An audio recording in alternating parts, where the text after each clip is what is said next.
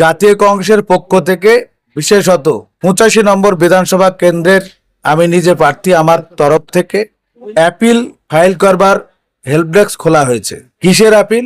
মোদি এবং দিদির ষড়যন্ত্রের শিকার নির্বাচন কমিশনের মাধ্যমে এই 85 নম্বর বিধানসভা কেন্দ্রের যারা অ্যাডজুডিকশন ছিলেন তাদের মধ্যে 90% মানুষকে ডিভোটার বা ডিলেটেড করে দেওয়া হয়েছে।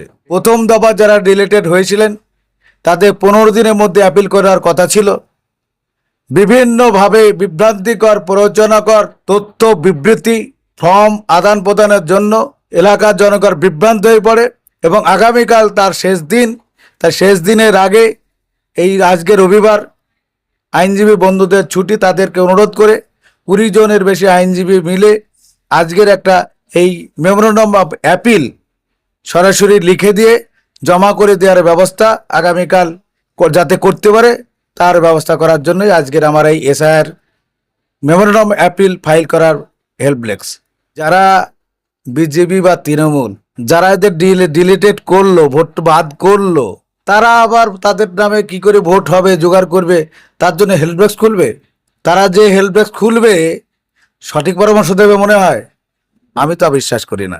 কারণ যার 7 পুরুষের জন্ম এখানে, 14 পুরুষের জন্ম এখানে, পাসপোর্ট থেকে জন্ম সার্টিফিকেট থেকে, নিজের পাসপোর্ট, বাবার পাসপোর্ট, দাদুর পাসপোর্ট থাকা অবস্থায়, একটা সরকারি কলেজের প্রফেসর থাকা অবস্থায়, গভর্নমেন্ট কলেজের স্কুলের শিক্ষক থাকা অবস্থায় হাজার হাজার মানুষকে যেভাবে বাতিল করছে, তারা তা আবার হেল্প ডেস্ক করবে?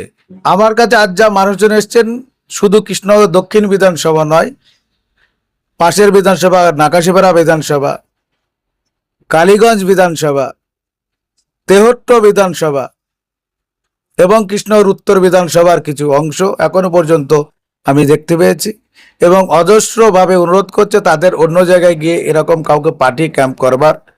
যেহেতু আমি নির্বাচনে একজন প্রতিনিধি, এইটা সেই কারণে আমার যে ভাই আমার ওই জায়গায় যাওয়া সম্ভব নয়, তবে আমার যা আছে আপনারা যদি আসেন লাগাতার এই সিংহাটিতে যতদিন পর্যন্ত, অর্থাৎ 14 তারিখ পর্যন্ত অ্যাপিলের একটা সময়সীমা আছে, এই 14 তারিখ পর্যন্ত লাগাতার 24 ঘন্টায় এসআর হেল্প ডেস্ক ক্যাম্প চালু থাকবে। আপনারা এসে পরিষেবা নিতে পারেন। পর্যন্ত কত মানুষ এসছে আপনার কাছে?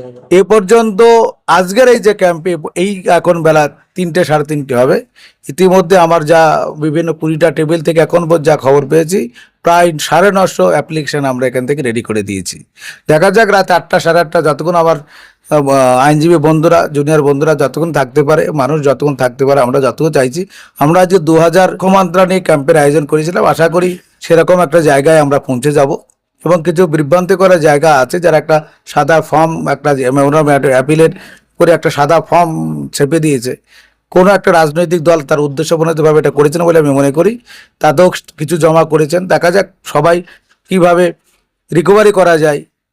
আমার তো লড়াই হচ্ছে এদেরকে নিয়ে, আগে ভোট আর পরে ভোট। সম্প্রদায়গত যদি বলো, যেটা কংগ্রেসের ভাবধারার মধ্যে পড়ে না, ধর্মীয় রাজনীতি করা পড়ে না, কিন্তু এমন একটা প্রেক্ষাপটে দাঁড়িয়ে গেছে এই যতজন এসছে 2 বা 3% বাদে সবটা একটা বিশেষ সম্প্রদায়ের জনগণ। আমরা যারা এখানে সংখ্যালঘু সম্প্রদায় বলে বুঝি, তাদের কি বৈধ কাগজপত্র রয়েছে? 100% বৈধ আছে। কেউ বিবি শেখ ছিল, এখন বিবি, কেউ শেখ বিবি ছিল বিডি, কেউ মন্ডল আমিনুল ছিল, এখন আমিনুল মন্ডল। এই তো গন্ডগোল, মন্ডলের এ বানান ভুল, বি বানান ভুল। এ একটা বললাম গভীর ষড়যন্ত্রের শিকারের জন্যই আজকে একটা সম্প্রদায়কে ভোট চুরি করার উদ্দেশ্যেই মোদি এবং দিদি ষড়যন্ত্র করে এই জিনিসটা করছেন।